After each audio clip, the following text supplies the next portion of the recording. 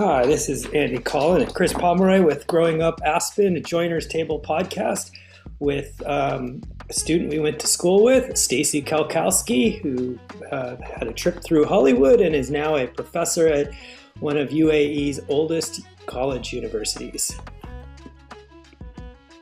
Are going to become obsolete in the future because of all the micro-credentialing and the way that companies are hiring now. We're not really training people to be in specified areas now because it's too complicated, right? Jobs are too complex now, and you just have to teach them how to think and make decisions. And I think that you can give them a foundation, but I think this micro-credentialing, a lot of companies, they just have their employees go, when they hire them, go online and get certifications in certain areas, and they're not. I almost feel like too, you can go through and take a program, and that's great and all, but the reality is that it's about standing out. It's about being different. It's about making yourself needed as opposed to fitting in a hole. And the people who make themselves needed will always be needed because that's just their way of doing it. They do a little bit above and beyond, from doing all that film stuff and running around and doing this and doing that. And that's a certain personality that can do that and handle it, because it's a lot. And I feel like that's one of the things right now in our workforce that's interesting, because people don't want to put the effort into it. You know what I mean? It's also about personality. It's about how communication. You know what I mean? It's a little... it's definitely work ethic in some ways, right? Yeah. It's interesting you say that, though, Andy. I remember reading about 30 years ago that the entrepreneurs was going to be who was going to be ruling the future or whatever. And I think there's some truth to that. Yeah. In terms of being able to be good at a lot of things, but not great at any one thing. But you do end up, what Stacey, you're saying is the siloing of the way that the workforce is going now, particularly on the computer and IT stuff. You're right. I mean, it is all about certifications and PMPs and all that other stuff. But even that's getting obsoleted with the AI stuff. I mean, everything's kind of hitting into this funnel where it really comes down to, do people want you to be the button pusher or not? And button pusher doesn't just mean button pusher. It means here's a drawing and feed that in, and here, I want this kind of style and fit that in. It's not, right now. But I mean, do you really think that people are gonna be replaced by AI? I mean, certain jobs. No, maybe, I don't. But I don't. I totally don't, because the truth is, AI doesn't do anything until someone pushes a button. Well, we need to curate whatever the output is. What? We need to curate whatever the output is too. Right. Yeah. And that's why understanding techniques and lighting and all this other stuff really helps, even though the machine is doing all the hard work. When I got into animation, I was painting cells, which meant, ink it, then flop it over and paint it, and then go hit the drawing rack and, 24 frames a second or 30 frames a second, and you got a 30-second spot. You're talking several thousand frames that you have to go through and do that.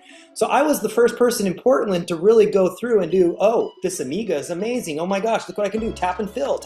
So I'd scan my art in, and then I'd tap and fill in the computer. And that computer actually had all the software that you used, whether it was 3D, whether it was drawing, whatever the software was. It had a little door called AREX, which was a code language that you could use, which meant that instead of opening up the software and using it, you could actually code it and say, okay, now take this image and put it in here. Now go in here and like macros, this and do this. So what AI is doing is exactly that. So I don't really see, it's now automating the software. But you still need to use the software. You still need to tell it what you need it to do. And I just see it as another step up from, first it was physical, then it was software. Now the software is being automated. So why are people freaking out? I don't understand. To me, it's just another part of the system. It's a tool, I think, and it can be used wisely, or you can ignore it. I'll just say that, there's a lot of professors at my university that when I first came, they refused to use the online learning management system, we call it, where you put your grades up and all the assignments up and everything, and that students can access it 24 hours a day, 7 days a week, right? Yeah. They refuse that. They're like, oh no, pen and paper. And this changed at COVID, right? Because they were forced to change. Right. But now, like this term, there was so much cheating going on. They said, I don't know, but they said paper only exams, and everyone now is really sad about it. But sometimes people have to be forced to make that jump to the next level, Yeah. There's those of us that like exploring and diving in, and doing like you said, Chris, a jack of all trades, master of none. That's the way that's what I think of myself, really.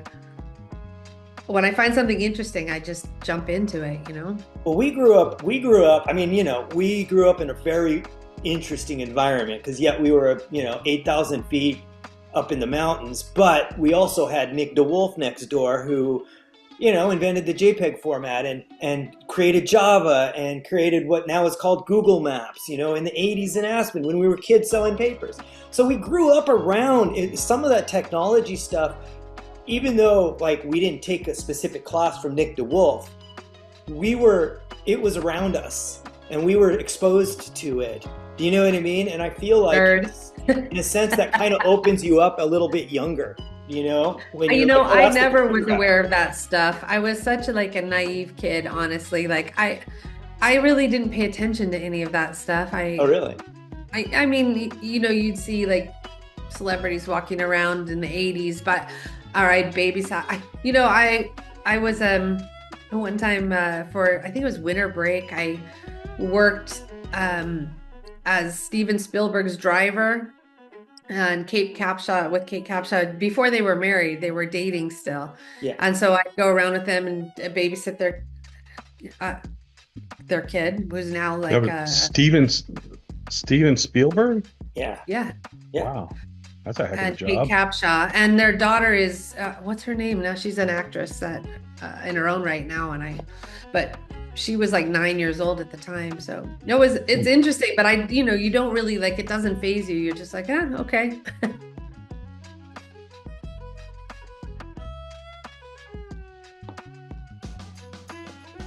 Thanks for listening. The authors of Growing Up Aspen would like to thank you, and would like to also thank the Aspen Times and the Aspen Daily News for giving us materials for our book, Growing Up Aspen, Adventures of the Unsupervised, which you can get at twistandturnpress.com and any local bookstore. Thanks.